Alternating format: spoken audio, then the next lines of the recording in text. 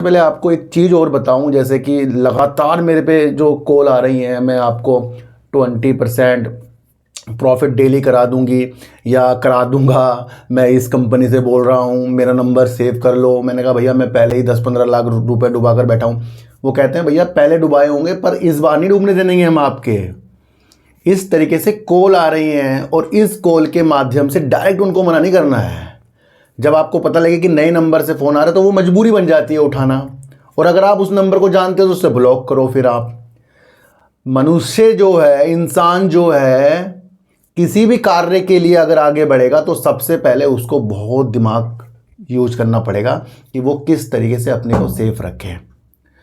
Car भी चलाओगे किस तरीके से अपने को सेफ रखें, कुछ भी काम करोगे, बिजनेस करोगे, कुछ भी करोगे तो किस तरीके से अपने खर्चों को सेव करें। भैया खर्चे बचाकर ही आगे बढ़ा जा सकता है। इसी तरीके से होती है शेयर मार्केट। लगती आसान है खरीदना बेचना, पर ये खरीदना बेचना अगर हम किसी के द्वारे कर रहे हैं तो उसके अंदर लाजमी हमें फंसना है। सबसे पहले मुझे एक चीज़ बताओ कि आपको भी सुनने को मिलता है, मुझे भी सुनने को मिलता है, हम सबको देखने को भी मिलता है कि मैंने उसकी वीडियो देखी थी, मेरे लाखों फंस गए, मैंने उसके कहने पे शेयर खरीद लिया, मेरे लाखों फंस गए, उसने मुझे ठग लिया, उसने मुझे टेलीग्राम ज्वाइन करा दिया, उसने मुझे ये कर दिया। सबसे पहले एक चीज़ बताओ सर, जो फंसता है ना, मुझे लगता है सबसे पहली गलती उसी की है।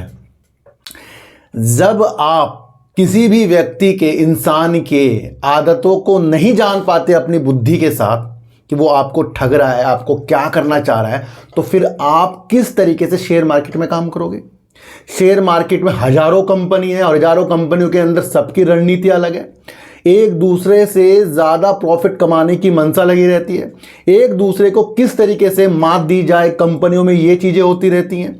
तो उन सारी गतिविधियों को फिर कैसे समझ जाओगे, और उन सारी गतिविधियों को समझाने के लिए मैंने इस चैनल और अपने सार्थक बाजार से और डीप सर्च चैनल का विस्तार किया है, और वो सिर्फ समझाने के लिए। समझ रहे हो सर, जब आप मेरी प्रति ईमानदारी बरत के उन चीज़ों को नहीं समझ सकते कि मैं क्या कहना चाह रहा हूं, या आप या मैं किसी और व्यक्ति की मनसा, माइंड की चीज़ें नहीं समझ सकते कि वो हमें ठग रहा है या हमें बचा रहा है, तो फिर हम किस तरीके से शेयर मार्केट में काम करेंगे।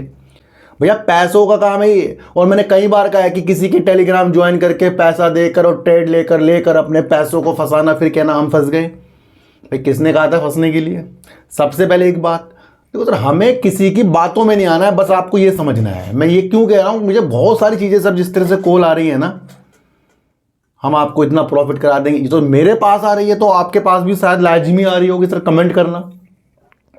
तो मुझे उस स्थिति को आपको दिमाग में आज डालना था कि जो लोग कहते हैं हम फंस गए, भैया गलती हमारी है, हम ही किसी की बातों में आ रहे हैं, हम ही अपने लालच को बढ़ा रहे हैं। जब आपको पता है कि ऑप्शन ट्रेडिंग करके हमारा भला नहीं हो सकता और कई बार पैसे डूब रहे हैं, तो क्या आप उस पैसों को पूरा कर लोगे। छोटी सी बात है, आपके 5 लाख ऑप्शन ट्रेडिंग में फंस गए, डूब गए, और फिर आप 50,000 ला के क्या वो 5 लाख पूरे कर लोगे। भैया सपने दूर के हैं।